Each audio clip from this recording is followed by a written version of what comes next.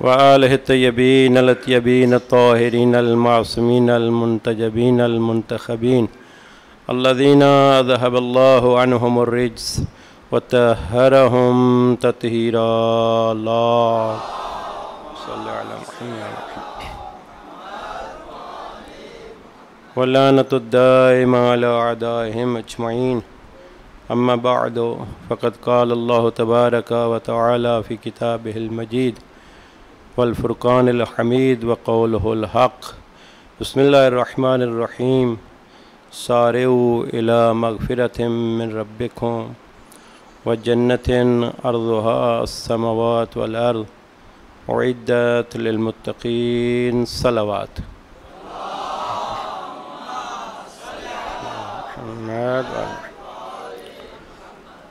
ماہ رمضان المبارک کے ایام ہے اور لگتا ہے آپ بڑے ہی تھکے ہیں. روزہ دار انسان کو تھکا دیتا ہے اور میرا کوئی پروگرام نہیں آپ کو تھکانے کا. آپ کی پریشانیوں کو میں بہت اچھے طریقے سے سمجھتا ہوں، لہذا جشن ہے لیکن لگ نہیں رہا ہے ماحول جشن کا ہے. ماہ رمضان کی برکات میں سے ایک برکت یہ بھی ہے کہ پہلے عام محنت رات کو ہٹاتے ہیں، یہ ممبر سے ہٹتے نہیں ہیں، آج یہ آتے نہیں ہیں. مجھے لگتا ہے ایک آ کر بس ہو گئی ہے اس کی بھی. لہذا اگر توجہ میری طرف ہے تو ایک مرتبہ درود بھیجیں محمد و آل محمد کی ذات پر.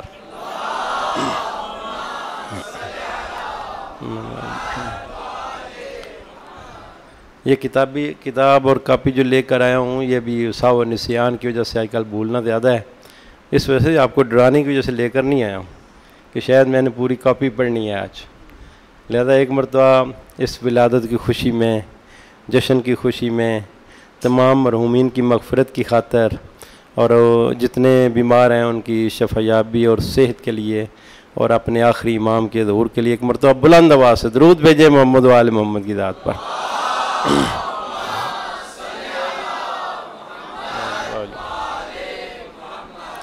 سارعوا الی مغفرۃ من ربکم، جلدی کرو پروردگار کی مغفرت کی طرف.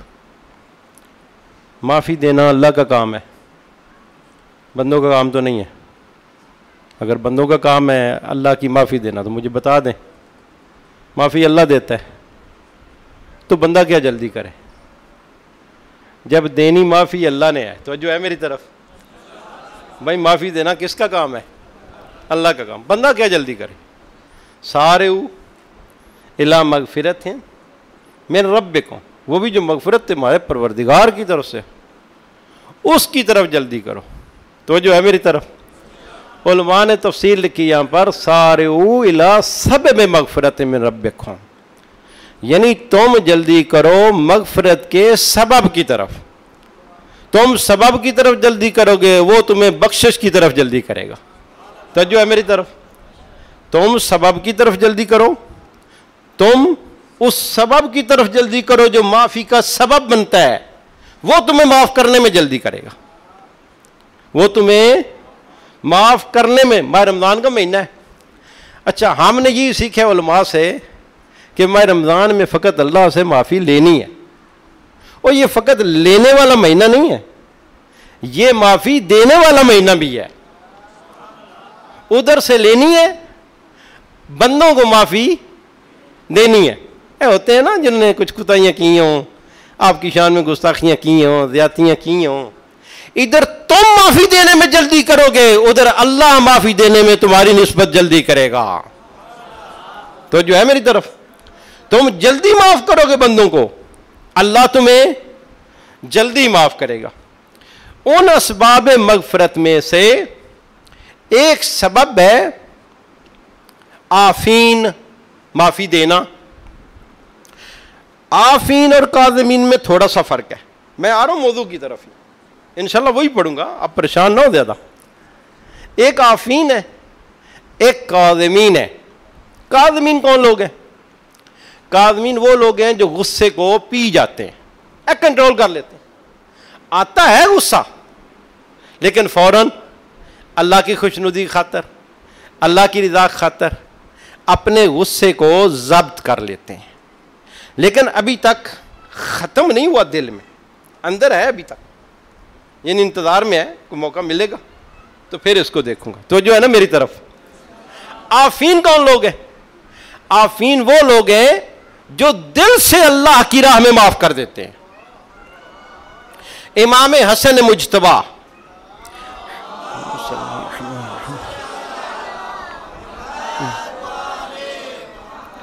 کاظمین بھی ہیں, عافین بھی ہیں, یعنی غصے کو پینے والے بھی ہیں اور اللہ کی خاطر لوگوں کو معاف کرنے والے بھی ہیں. یہ جو بعض اوقات ہے نا کرم, امام حسن مجتبی کریم ہے. سوال یہ ہے کہ باقی ائمہ کریم نہیں ہیں؟ امام حسین کریم نہیں ہے؟ امام کاظم کریم نہیں ہے؟ امام موسیٰ کاظم کاظم ہے, الکاظمین کاظم ہے.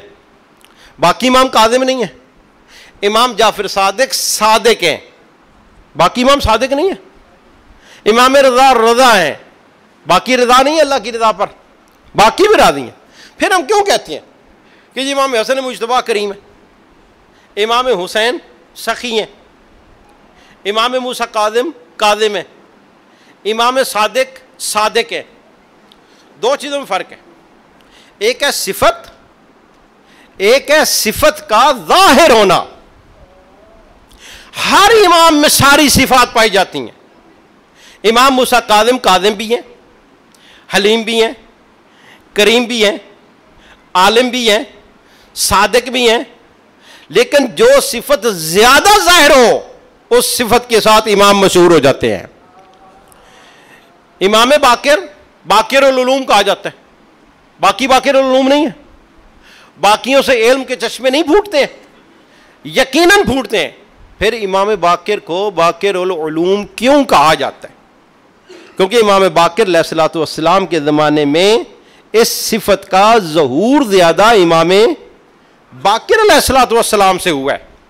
لہذا امام حسن مجتبی کو جو ہم کریم کہتے ہیں, کرم کا سب سے زیادہ ظہور جو ہوا ہے وہ امام حسن مجتبی علیہ السلام کے زمانے میں ہوا ہے. اتنا کرم کیا ہے امام نے کہ جس کی کوئی حد اور حساب نہیں ہے. ایک چھوٹا سا واقعہ, دسترخوان بچھا ہوا ہے, شرفاء کے ساتھ امام حسن مجتبی بیٹھے ہوئے ہیں, غلام آیا, غلام کے ہاتھ میں کپ کپی آئی ہے. تھوڑی سی کپ کپی کا آنا تھا, وہ جو کاسا تھا نا سالن کا, وہ دسترخوان پہ گر گیا. اب امام حسن مجتبی علیہ الصلوۃ والسلام کے چہرے پر تھوڑے سے غصے سے آثار نمودار ہوئے. جو ہی نمودار ہوئے, اس غلام نے ایک جملہ عرض کروں گا. یہ غلام فقط خدمت کرنے والے نہیں تھے, یہ اتنے بے معرفت تھے کہ ان کو پتہ تھا کہ ہم حقیقت میں باب علم پر بیٹھے ہوئے ہیں, علم کے دروازے پر. فقط ان کا کام خدمت کرنا نہیں تھا, خدمت بھی کرتے تھے, ساتھ ساتھ علم اور حکمت کی تعلیم بھی لیتے تھے, اور اتنے بڑے بڑے حکیم اور عارف ہوتے تھے. امام کی بات نہیں کر رہا ہوں, جو امام کے گھر میں امام کی نوکری دیا کرتے تھے. جو ہی کاسا اس کے ہاتھ سے تھوڑا سا ڈگمگایا, دسترخوان پہ گرا, امام حسن مجتبی علیہ الصلوۃ والسلام کے چہرے پر تھوڑے سے غصے کے آثار نمودار ہوئے. جو ہی آثار نمودار ہوئے, قرآن کی آیت پڑھی ہے, الکاظمین الغیظ. کاظم وہ ہوتے ہیں جو غصے کو پی جاتے ہیں. امام حسن مجتبی علیہ الصلوۃ والسلام کے چہرے کے غصے کے آثار ختم ہو گئے. یہ یہاں تک نہیں رکے, اچھا کام تو بن گیا تھا, امام علیہ السلام کا غصہ ختم ہو گیا تھا, لیکن معرفت کی حد دیکھیں آپ کہ اس نے امام کا فقط غصہ ختم نہیں کیا, آگے قدم بڑھائے. کہتے ہیں والعافین عن الناس. امام وہ ہوتا ہے جو لوگوں کو اللہ کی راہ میں معاف کر دیتا ہے.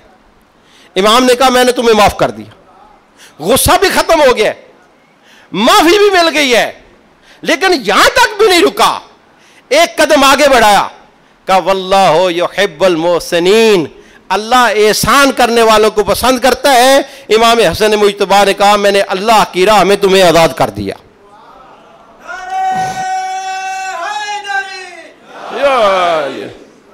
میں نے اللہ کی راہ میں تمہیں آزاد کر دیا. آج ولادت کا دن ہے, جو امام حسن مجتبیٰ علیہ الصلوۃ والسلام کی ولادت بسعادت ہوئی ہے، پیغمبر خدا آئے ہیں، ادھر سے ملائکہ آسمان سے نازل ہوئے ہیں، پیغمبر کو اللہ کے ملائکہ نے مبارک دی ہے۔ حضرت امیر علیہ السلام جب لے کر آئے ہیں پیغمبر کی خدمت میں، تو پیغمبر خدا نے ایک سوال کیا ہے، وہ سوال پڑھنا چاہتا ہوں اور جواب، اس کے بعد ایک آغا صاحب نے مجھے موضوع بھی دیا ہوا ہے، اس کو بھی ٹچ کرنا ہے، فقط 15 سے 10 منٹ، زیادہ نہیں۔ پریشانی ہونا ہے، اگر پریشان نہیں ہے تو ایک درود بھیجیں محمد وآل محمد کی ذات پر۔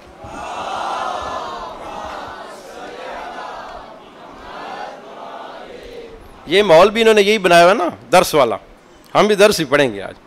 قال رسول اللہ صلی اللہ علیہ وآلہ وسلم لعلی، پیغمبر خدا نے ارشاد فرمایا علی علیہ السلام کو، بے ای شیء سمیتا ابنی، تو جو کریں جملے پر، بے ای شیء سمیتا ابنی، کس شے کے ساتھ تو نے میرے بیٹے کا نام رکھا ہے؟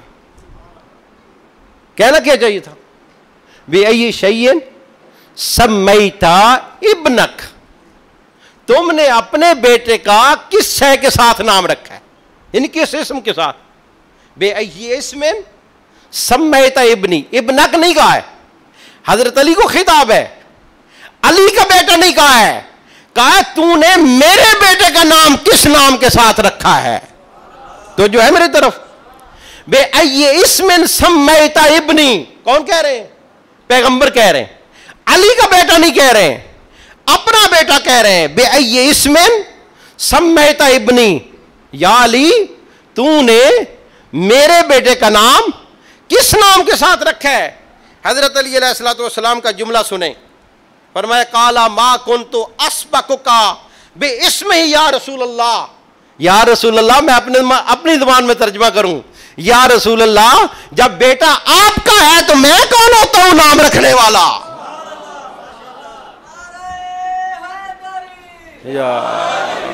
جب بیٹا آپ کا ہے تو نام میں کون ہوتا ہوں رکھنے والا؟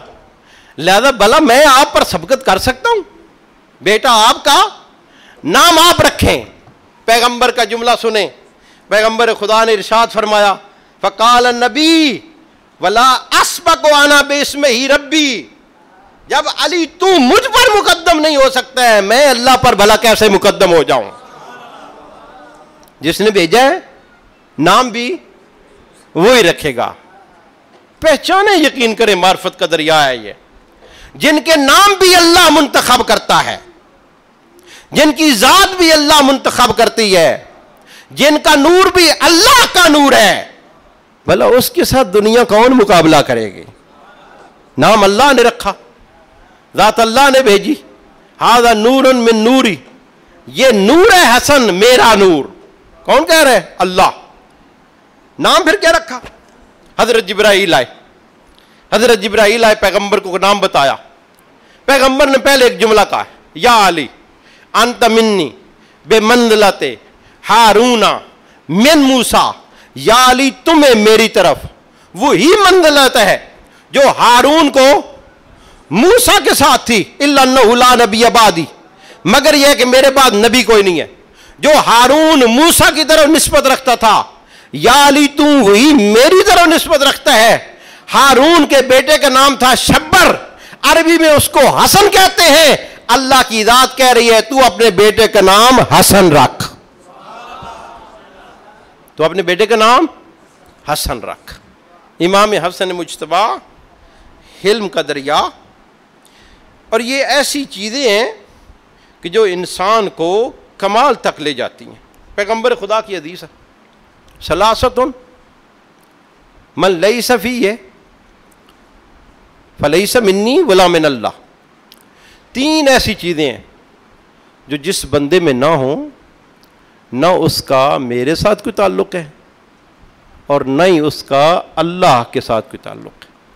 پہلی چیز فرمایا حلم یرد بہ جہل الجاہل، ایک حلم، ایسا علم جس کے ساتھ جاہل کی جہالت ختم ہو جائے۔ تو جو ہے میری طرف، حلم یرد بہی جہل الجاہل، ایسا علم جس کے ساتھ جاہل کی جہالت ختم ہو جائے. کیا مطلب ہے اس کا؟ امام حسن مجتبی علیہ الصلوۃ والسلام کی شان میں ایک شامی نے آ کر گستاخی کی، لیکن دو طرح کے واقعہ ہیں. ایک مسجد میں حضرت بیٹھے ہوئے تھے، ممبر پہ خطبہ ارشاد فرما رہے تھے. ایک شامی وہاں پر آیا جس نے امام حسن مجتبی کی شان میں گستاخی کی ہے. وہاں امام علیہ الصلوۃ والسلام کی روش کچھ اور تھی، سلیقہ کچھ اور تھا، سیرت کچھ اور تھی. ایک یہ بندہ ہے کہ امام اصحاب کے مجمع میں کھڑے تھے، تو اس نے آ کر امام کی شان میں گستاخی کی. دونوں کی ذہنیت میں فرق تھا. یہ جو مجمع میں آیا یہ پراپوگنڈے کا شکار تھا، بغض نہیں رکھتا تھا، لیکن بنو امیہ کے پراپوگنڈے کی زد میں آیا ہوا تھا، حقائق سے دوری تھی.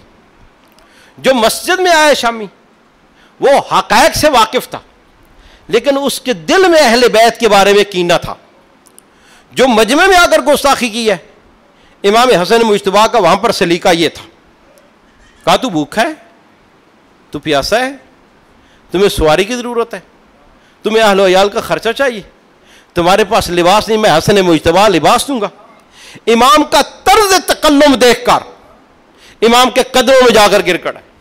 کہا مولا سنو تو کچھ اور تھا، آپ تو کچھ اور ہیں. سنا کچھ اور تھا. یہ علم یرد بہی جہل الجاہل، جاہل تھا، جہالت رکھتا تھا. امام کے علم کی وجہ سے جاہل عالم بن گیا تھا. امام کے علم کی وجہ سے جاہل عالم نہ کو فقط عارف بن کر گیا ہے. امام کی معرفت پیدا کر کے امام کی محبت کا شکار ہو گیا اور امام کا گرویدہ ہو گیا. یہ تھا. دوسرا جو تھا وہ جاہل نہیں تھا، وہ کینہ رکھنے والا تھا، وہ بغض رکھنے والا تھا. جب اس نے امام حسن مجتبی کی شان میں گستاخی کی ہے، امام نے کچھ نہیں کہا، فقط ایک ہی جملہ کہا تو عورت مردوں کے مجمع میں. وہ حقیقت میں مرد تھا. امام کی مقدس زبان سے نکلے ہوئے الفاظ خدا رد نہیں کرتا ہے، اس مرد کو اللہ نے عورت بنا دیا. خدا رد، صادق، مصدق، پاک، پاکیزہ، طیب، طاہر، زبان سے جب الفاظ نکل جاتے ہیں تو وہاں پر پھر حقیقت بھی تبدیل ہونے پر مجبور ہو جاتی ہے. علم یرد بہی جہل الجاہل، ایسا علم جو جاہل کی جہالت کو دور کر دے. دوسری چیز حسن خلق یعیش بہی فی الناس، اچھا اخلاق جس کے ساتھ بندہ لوگوں میں زندگی کرے. اور زندگی تو کرنی ہے، چلنا پھرنا ہے، معاملات ہیں، لین دین ہے، اچھے طریقے سے، انسانیت کے ساتھ، پیار سے، محبت سے جواب دینا ہے. بے رخی سے بھی جواب دینا ہے، اچھے انداز سے بھی آپ نے جواب دینا ہے. اچھے انداز سے جواب دیں گے تو اللہ آپ کے نام اعمال میں بھی عبادت لکھ دے. پہلی چیز علم یرد بہی جہل الجاہل. دوسری چیز حسن خلق یعیش بہی فی الناس، کہ ایسا اچھا اخلاق جس کے ساتھ انسان لوگوں میں زندگی کرے، اور فقط خود اچھا اخلاق نہ ہو، ایسی زندگی کرے دوسروں کے اخلاق کو بھی اچھا بنا دے. تیسری چیز فرمایا ورع یحجزہ عن معاصی، ایسا تقوی جو انسان کو معصیت سے روک دے. امام حسن مجتبی علیہ الصلوۃ والسلام کی صلح پہ بڑی باتیں ہوتی ہیں، بڑے تبصرے ہوتے ہیں. صلح کی وجہ کیا ہے؟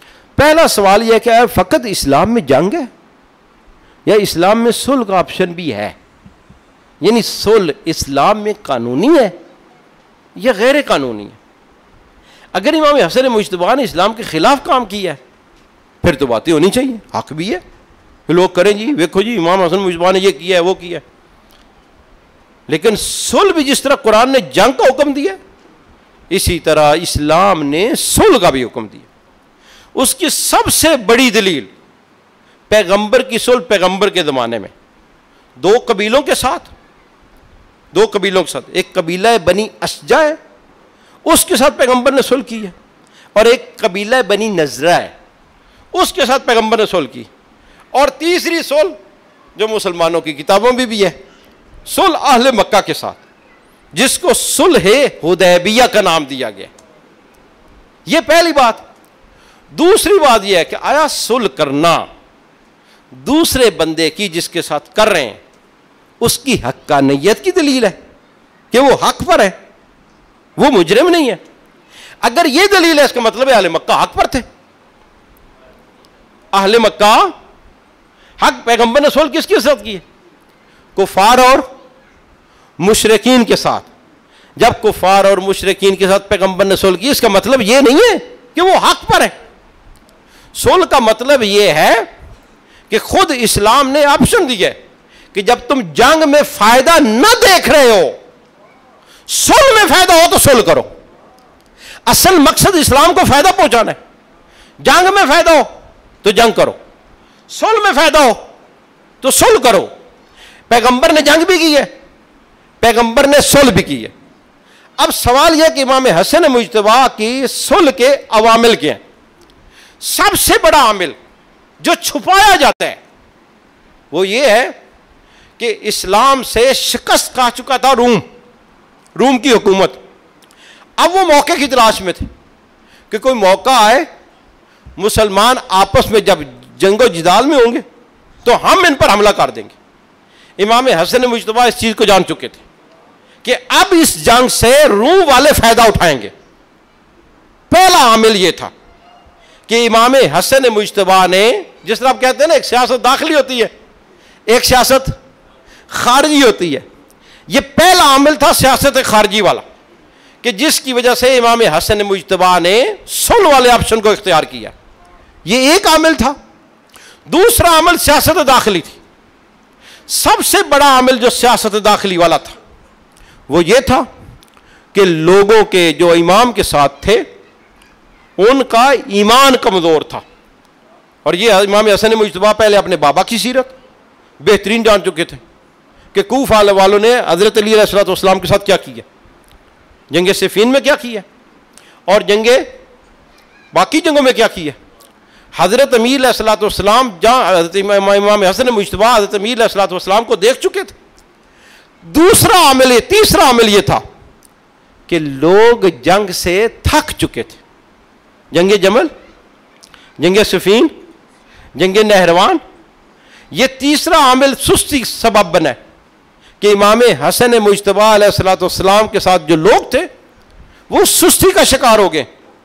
اور چوتھا عامل وہ یہ تھا کہ بغاوت نے جنم لیا ہے۔ اور بغاوت نے کیسے جنم لیا ہے؟ امیر شام نے درہم و دینار ایسے پھینکے ہیں کہ امام حسن مجتبی کی فوج کے جرنیل امام کو چھوڑ کر جانے کے لیے تیار ہو گئے۔ خود امام حسن مجتبی کی فوج کے جرنیل، حضرت نے 3 جرنیلوں کو چینج کیا ہے، 3 جرنیلوں کو چینج کیا ہے جو ادھر چلے گئے تھے اس طرف۔ اور 5واں عامل یہ تھا کہ اہل شام والوں نے اتنا پراپوگنڈا کیا ہے امام حسن مجتبی کے بارے میں مختلف طریقوں سے۔ مثلا ایک یہی پراپوگنڈا تھا کہ امام حسن جی صلح پہ راضی ہوئے ہیں، ابھی تک صلح کا کوئی آپشن نہیں تھا، امام راضی نہیں ہوئے، اس کے باوجود امام حسن مجتبی کے بارے میں پراپوگنڈا شروع ہو گیا کہ امام حسن مجتبی علیہ السلام صلح پر راضی ہو گئے۔ اور آخری عمل اور مہم عامل وہ یہ تھا کہ جو نہروانی تھے، جو خوارج والے تھے، انہوں نے امام حسن مجتبی کو 7 مقام پر زخمی کیا۔ 7 مقام پر جب جنگ کے لیے جا رہے تھے، 1 نہیں 2 نہیں 7 مقام پر انہوں نے حملہ کیا امام حسن مجتبی، اور امام حسن مجتبی کو زخمی کیا۔ یہ عوامل تھے جن کی وجہ سے امام حسن مجتبی نے جب دیکھا ہے کہ جنگ میں مصلحت نہیں ہے، صلح میں مصلحت ہے، تو امام حسن مجتبی نے صلح کو اپنایا۔ متن صلح کیا تھا؟ 5 چیزیں جو متفقن علیہ ہیں، جو میں تلاش کر کے لایا ہوں، جو شیعہ اور اہل سنت کی تمام کتب نے لکھی ہیں تھوڑا سا فرق کے ساتھ۔ ان میں سے پہلی چیز یہ تھی کہ تو قرآن اور سیرت رسول کو اپنائے گا. قرآن اور سیرت رسول. اہل سنت برادران کی کتابوں میں ایک جملے کا اضافہ بھی ہے کہ تو قرآن اور سیرت رسول اور سیرت شیخین پر عمل کرے گا تب سول ہوگی. یہ پہلا متن تھا. اور دوسرا متن وہ یہ تھا کہ تیرے جانے کے بعد تو اپنی زندگی میں کسی کو اپنا جانشین مقرر نہیں کرے گا. تو اپنی زندگی میں کسی کو اپنا جانشین مقرر نہیں کرے گا. اور تیسری چیز وہ یہ تھی کہ حضرت امیر علیہ الصلوۃ والسلام پر جو سب کا باب کھلا ہوا تھا, سب گالی لان تان جو ممبروں پہ دی جاتی تھی, تو اس کو بند کروائے گا. اور چوتھی چیز یا پانچویں چیز, 5 ملین درہم جو بیت المال تھا کوفہ میں. کتنے؟ 5 ملین درہم جو کوفہ میں بیت المال تھا. صلح میں حضرت امام حسن مجتبی علیہ الصلوۃ والسلام نے شرط رکھی تھی کہ وہ تو ہمارے اختیار میں دے گا, تو خود اس پہ صاحب اختیار نہیں ہوگا. اور آخری چیز اور جو مہم تھی, شام والوں کو, کوفہ والوں کو, عراق والوں کو کسی قسم کی تو اذیت اور تکلیف نہیں پہنچائے گا. ان 5 شرائط پر امام حسن مجتبی نے امیر شام کے ساتھ صلح کی. امام کا ہدف کیا تھا؟ سب سے بڑا امام کا ہدف یہ تھا صلح سے کہ ان کا جو باطن ہے اور ظاہر ہے, ظاہر اور تھا, باطن اور تھا, وہ باطن لوگوں کے سامنے کھول کر آ جائے کہ یہ کتنے اسلام کے پابند ہیں, کتنی اسلام کی یہ پابندی کرتے ہیں.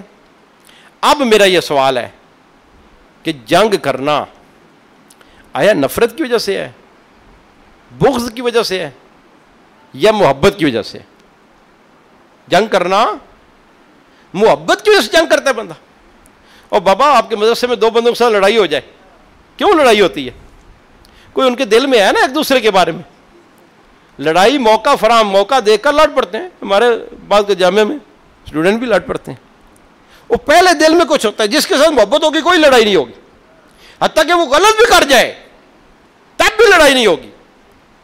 تو جنہوں نے غلط کرنے کے بارے میں کبھی زندگی میں سوچا ہی نہ ہو, جو معصوم ہو, اللہ کی طرف سے پاک ہوں, اللہ نے انہیں معصوم خلق کیا ہو, گناہ تو دور کی بات ہے گناہ کا سوچا نہ ہو, جو اہل علم ہو, اہل حکمت ہوں, اہل تقوی ہوں, اہل پرہیزگار ہوں, اہل فراست ہوں, اہل فہم ہوں, اہل فکر ہوں, اہل اسلام ہوں, عین اسلام ہوں, ان کے بارے میں اگر کوئی لڑتا ہے اس کا مطلب ہے کہ دل میں اس میں بغض ہے اور کینہ ہے. جنگ علامت ہے دل میں بغض ہونے کی اور کینہ ہونے کی. صلح ہوئی ہے نا, اس کا مطلب یہ ہے کہ جنگ کے بعد صلح ہوئی ہے. اب سوال یہ ہے کہ جو جنگ کرنے والے تھے وہ کیسے مسلمان تھے جس کے بارے میں پیغمبر نے اتنی سفارشیں کی ہیں کہ ان کے ساتھ محبت کرنا, ان کے ساتھ الفت کرنا, ان کے ساتھ پیار کرنا اور ان کی محبت ایمان قرار دیا ہے. وہ کیسے دعوے دار تھے اسلام کے کہ جو جنگ کر کے اور اتنے بندوں کو قتل کر کے پھر بھی وہ کہتے ہیں ہم مسلمان ہیں. واتقوا اللہ وکونوا مع الصادقین یا ایھا الذین آمنوا, خطاب ہے قرآن میں, اے ایمان والو واتقوا اللہ, تقوی اختیار کرو, وکونوا مع الصادقین, ہو جاؤ سچوں کے ساتھ. خطاب کن کو ہے؟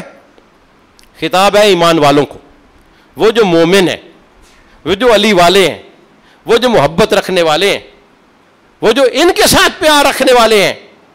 یا بعضوں نے تشریح کی ہے کہ یا ایھا الذین آمنوا اسم مراد یا ایھا الذین اسلموا, اے اسلام والو واتقوا اللہ, اللہ کا تقوی اختیار کرو, وکونوا مع الصادقین, ہو جاؤ سچوں کے ساتھ. سچا کسے کہتے ہیں؟ سچا کسے کہتے ہیں؟ ہم اپنی زبان میں سچا کسے کہتے ہیں؟ جو زبان کا سچا ہو, زندگی میں کسی نے جھوٹ نہ بولا ہو, زندگی میں کسی نے, اچھا زندگی میں بول بھی جائے جو کبھی کبھی بولے کبھی نہ بولے, زیادہ نہ بولے, اس کو بھی ہم سچا کہہ دیتے ہیں. اور جی کبھی کبھی تو ہو ہی جاتا ہے نا, بول ہی لیتے ہیں, سچا ہے جی سچا ہے، ایماندار آدمی ہے، ابھی تک اس کا سنا تو نہیں ہے لیکن مور نہیں ہے۔ قرآن میں سچا کس کو ہے؟ قرآن میں سچا علم کے لحاظ سے سچا، عقل کے لحاظ سے سچا، عقیدے کے لحاظ سے سچا، عمل کے لحاظ سے سچا، قول کے لحاظ سے سچا، اور یقین کریں علم کے لحاظ سے، گفتار کے لحاظ سے، قول کے لحاظ سے، رفتار کے لحاظ سے، کردار کے لحاظ سے، سیرت کے لحاظ سے، عقیدے کے لحاظ سے اور عقل کے لحاظ سے اگر کوئی سچا ہے تو وہ اہل بیت ہے، اس کے علاوہ کوئی سچا نہیں ہے۔ جس کو قرآن نے سچا کہا ہے، عقیدے کے لحاظ سے بھی سچا ہو، علم کے لحاظ سے بھی سچا ہو، گفتار کے لحاظ سے بھی سچا ہو، کردار کے لحاظ سے بھی سچا ہو، اور فکر کے لحاظ سے بھی سچا ہو، اور فقط پچھلی زندگی میں سچا نہ ہو، ابتدائے لات سے لے کر اور ابتدائے مات سے لے کر لا تک جس کی زندگی میں جھوٹ نامی چیز نہ ہو، قرآن نے اس کو سچا کہا ہے۔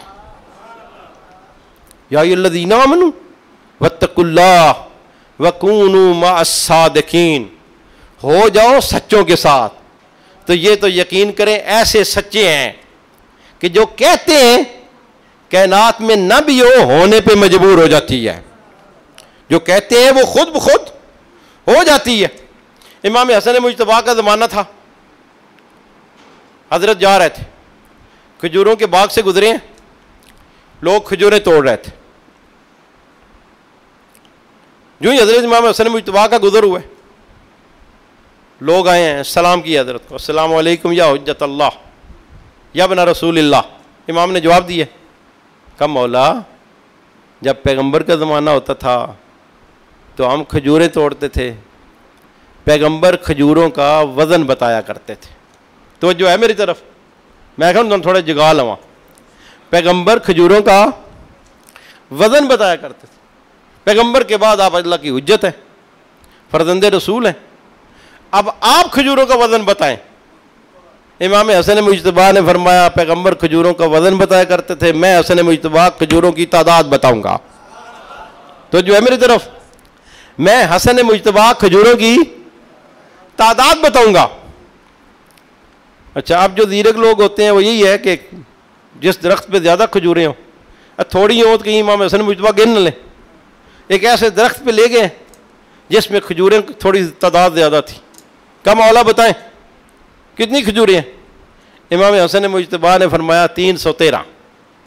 تو جو ہے میری طرف 313، ایک کوئی زیادہ ذہین تھا، فتین تھا، اس نے ایک کھجور اٹھا کر اپنی جیب میں ڈال لی، کیونکہ امام حسن مجتبیٰ نے کہہ دیا 313، تو کھجوریں 313 ہی ہوں گی، کیونکہ امام حسن مجتبیٰ نے یقین تھا اس کو، یعنی اتنی کی معرفت رکھتا تھا کہ امام حسن مجتبیٰ نے کہا ہے تو یقیناً سچ ہوگا، جھوٹ نہیں ہو سکتا، 313 ہی ہوں گی۔ ایک اٹھا کے اپنی جیب میں ڈال لی، لوگوں نے گنتی شروع کر دی، کھجوریں نکلی 312۔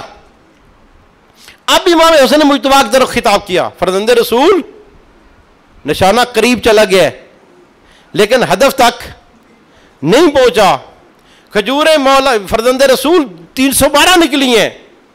جو ہی انہوں نے 312 کا کہا نا عدد، امام حسن مجتبیٰ کو جلال آیا، وہ کہا مجھے جانتے نہیں ہوں، میں اللہ کی حجت ہوں، میرے پاس علم الہی ہے، میں علم الہی کا مالک ہوں، میں حسن مجتبیٰ بتاؤں کہ کھجور کہاں پر ہے، یا کھجور خود بول کر بجائے میں کس کی جیب میں ہوں؟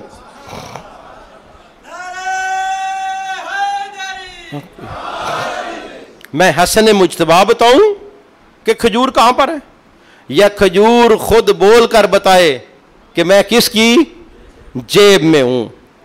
یہ صادق ہیں، صادق مصدق، تصدیق کرنے والے اور وعدوں کو سچا کرنے والے، پورا کرنے والے۔ ماہ مبارک رمضان ہے، 2-4 جملے فقط، کافی کوئی سن چکے ہوں گے آپ، لیکن اس کی عظمت سے غافل نہ ہوں۔ یقین کریں اتنی عظمت اللہ نے کسی مہینے کو عطا نہیں کی، اور بھائی مہینے سارے اسی کے ہیں، شعبان بھی اسی کا مہینہ اور بڑی عظمتوں والا ہے، 15 شعبان ہے اس میں، 3 شعبان ہے اس میں، رجب 3 رجب، 27 رجب، 13 رجب، یہ سارا مہینے بابرکت مہینے.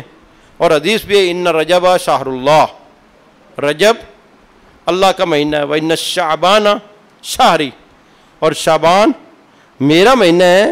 وَالشَّهْرُ رمضان شہر امتی, شہر اللہ بھی کہا گیا ہے, وشہر امتی بھی کہا گیا کہ رمضان میرا مہینہ ہے اور رمضان میری امت کا مہینہ ہے. اس مہینے سے غفلت نہ کریں, جتنا استفادہ ہو سکتا ہے اس سے استفادہ کریں. لِكُلِّ شَيْءٍ سید, پوری توجہ کا طالب ہوں, آخری حدیث پڑھ کے ختم کر رہا ہوں. میں دیکھ رہا ہوں کہ مجھے لگتا ہے کہ نیند آئی ہے مجمع پورے کو, ٹھیک ہے نہیں؟ لِكُلِّ شَيْءٍ سید, ہر ایک کا ایک سردار ہے. یہ کہاں پر پیغمبر نے ارشاد فرمایا؟ غدیر خم کے اعلان کے بعد مسجد نبوی میں تھے, ایک عرابی آیا. عرابی نے آ کر پیغمبر کو خطاب کیا, یا رسول اللہ, ہم نے اس طرح کا اعلان سنا ہے, ولایت کا اعلان, مولا کی جانشینی کا اعلان. اہذا فریضۃ من اللہ, یہ آیا جو آپ نے اعلان کیا ہے وہاں غدیر کے مقام پر, یہ اللہ کی طرف سے فریض ہے, یہی آپ نے اپنی طرف سے کہہ دی ہے. اچھا کمال یہ ہے نا, پیغمبر کو اتنے سال ہو گئے, 40 سال مکہ میں رہے, اپنا کردار دکھایا ہے, پھر 23 سال اسلام کی تبلیغ کرتے رہے, قرآن نازل ہوتا رہا, ابھی تک لوگوں کی سطح فکری دیکھیں کہ ابھی تک ان کو اتنا پتہ نہیں جو پیغمبر کہتے ہیں وہ اللہ کی طرف سے کہتے ہیں یا اپنی طرف سے کہتے ہیں. اور وہ بھی اتنے بڑے اہتمام کے ساتھ. اتنا بڑا اہتمام ہوا ہے, اعلان ولایت ہوا ہے غدیر خم کے موقع پر, اور عرابی اگر سوال کر رہا ہے, بادیہ نشین تھا, دور رہتا تھا, پیغمبر کی بارگاہ میں آئے, سوال کیا ہے افریضۃ من اللہ, یہ فریضہ ہے اللہ کی طرف سے یا آپ کی طرف سے؟ پیغمبر نے بڑا پیارا جواب دیا, کہا یا عرابی لکل شیء سید, ہر شے کا ایک سردار ہے. فرمایا سید الکتب القرآن, کتابوں کا سردار اللہ نے قرآن مجید کو قرار دیا ہے. تورات بھی اللہ کی کتاب ہے, انجیل بھی اللہ کی کتاب ہے, زبور بھی اللہ کی کتاب ہے, لیکن سید الکتب القرآن, اللہ نے قرآن کو سید الکتب قرار دیا. وسید الشہور الرمضان, اللہ نے مہینے قرار دیے, اور ان تمام مہینوں کا سردار مہینہ اللہ نے رمضان المبارک کو قرار دیا. توجہ ہے میری طرف؟ ان تمام مہینوں کا سردار اللہ نے شہر رمضان قرار دیا. وسید اللیالی, فرمایا لیلۃ القدر, اور تمام راتوں کا سردار اللہ نے لیلۃ القدر کو قرار دیا. وسید البیوت البیت الحرام, تمام گھروں کا سردار, مکہ بھی اللہ کا گھر, مدینہ بھی اللہ کا گھر, مسجد کوفہ بھی اللہ کا گھر, یہ سب اللہ کے گھر ہیں, لیکن سید البیوت, تمام گھروں کا سردار اللہ نے بیت الحرام, مسجد حرام, خانہ کعبہ کو قرار دیا ہے. وَأَنَا سَيِّدُ الْأَنْبِيَاءِ, اور ابھی اللہ نے مجھے تمام انبیاء کا سردار قرار دیا ہے. وَعَلِي سَيِّدُ الْأَوْصِيَاءِ, اور اللہ نے علی کو سید الاوصیاء قرار دیا ہے.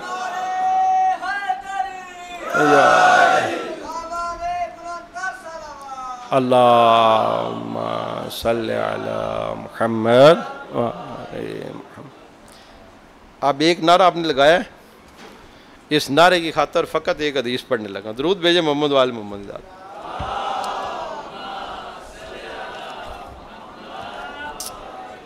من تلا فیہ آیتا من القرآن, آخری حدیث پڑھ ختم کر رہا ہوں. من تلا فیہ آیتا من القرآن, جو بندہ اس مہینے میں ایک آیت کی تلاوت کرے گا, ایک آیت کی. یار یہ تو اتنا مشکل کام نہیں ہے. اگر بندہ نیت کے ساتھ کرے, روزانہ ختم قرآن کا ثواب ملے گا, ختم قرآن کا. اور کچھ نہیں آتا, بسم اللہ تو آتی ہے. بسم اللہ الرحمن الرحیم, الحمدللہ رب العالمین. من تلا فیہ آیتا من القرآن کان لہ مثل اجر من ختم القرآن فی غیرہ. ایک آیت قرآن کو جو ختم کرے گا, پڑھے گا, تلاوت کرے گا, اس کا ثواب ایک ختم قرآن کے برابر ہے. ایک ختم قرآن کے برابر ہے, ایک ختم قرآن کے. ایھا الناس ان ابواب الجنان فی ھذا الشہر مفتح، لوگوں کو خطاب کیا پیغمبر نے کہ اس مہینے میں ابواب الجنان، طالب علم ہے ماشاءاللہ سمجھتے ہیں ان باتوں کو، باب الجنہ نہیں کہا ہے پیغمبر نے، باب الجنہ نہیں کہا ہے کہ ایک جنت کا دروازہ، ابواب جمع ہے باب کی، جنان جمع ہے جنت کی، اللہ ساری جنتوں کے سارے دروازے کھول دیتا ہے اس مہینے میں، اللہ ساری جنتوں کے سارے دروازے کھول دیتے ہیں۔ ایھا الناس ان الابواب الجنان فی ھذا الشہر مفتح فاسألوا ربکم ان لا یغلقھا علیکم، اپنے پروردگار سے مانگو، سوال کرو، مانگو، اور اس مہینے میں مانگنے کا بھی بڑا حکم ہے، جتنا مانگ سکتی ہو مانگو۔ یار اپنے آپ کو آپ اتنا اچھا سمجھتے ہیں نا، دوسروں کے لیے مانگ لو۔ اگر آپ کو کوئی ضرورت نہیں ہے، اللہ نے آپ کو سب کچھ دیا ہے، اچھی زندگی دی ہے، نیک زندگی دی ہے، نمازی ہیں، پرہیزگار ہیں، دولت بھی دی ہے، سب کچھ دیا ہے، دوسروں کے لیے مانگو، جو مظلوم ہیں ان کے لیے مانگو۔ اور کتنا ظلم ہو رہا ہے، انسانیت شرما رہی ہے اس ظلم سے۔ آج دیکھیں فلسطین کا حال، جو مسجد بیت المقدس میں انہوں نے کیا بغیر تو کیسا ظلم کیا انہوں نے، ان کے لیے مانگو کہ اللہ ان کو ان ظالموں سے نجات عطا کرے۔ ایھا الناس ان ابواب الجنان فی ھذا الشہر مفتح فاسألوا ربکم ان لا یغلقھا علیکم، مانگتے رہو اللہ سے کہ اللہ یہ دروازے جو تم نے کھولے ہیں ہم پر بند نہ کرنا۔ وابواب النیران فی ھذا الشہر مغلقہ، ابواب النیران ہے یہاں پر، ایک جہنم نہیں اس کا مطلب ہے، بہت زیادہ جہنمیں ہیں، اللہ نے تمام جہنموں کے دروازے بند کر دیے ہیں، تمام جنتوں کے دروازے کھول دیے اور تمام جہنموں کے دروازے اللہ نے بند کر دیے ہیں۔ فاسألوا ربکم ان لا یفتح علیکم، اپنے پروردگار سے مانگتے رہو اس بات کو کہ اللہ جو جہنم کے دروازے ہم پر بند کیے ہیں ان کو ہم پر دوبارہ نہ کھول دینا۔ والشیاطین مغلولہ، اللہ نے شیاطین کو بھی جکڑ دیا زنجیروں میں۔ فاسألوا ربکم ان لا یسلط علیکم، اب اپنے پروردگار سے سوال کرتے رہنا کہ اب دوبارہ شیطان کو ہم پر مسلط نہ کرے۔ خداوند قدوس سے دعا ہے، خدایا بحق محمد و آل محمد اس جشن کو اپنی بارگاہ میں منظور و مقبول فرما، قائم آل محمد علیہ الصلوۃ والسلام کے ظہور میں تعجیل فرما، ہم گناہ گاروں کے گناہوں سے درگزر فرما۔ خدایا بحق محمد و آل محمد جو دنیا سے رخصت ہو گیا ان کو جوار اہل بیت علیہ السلام میں جگہ نصیب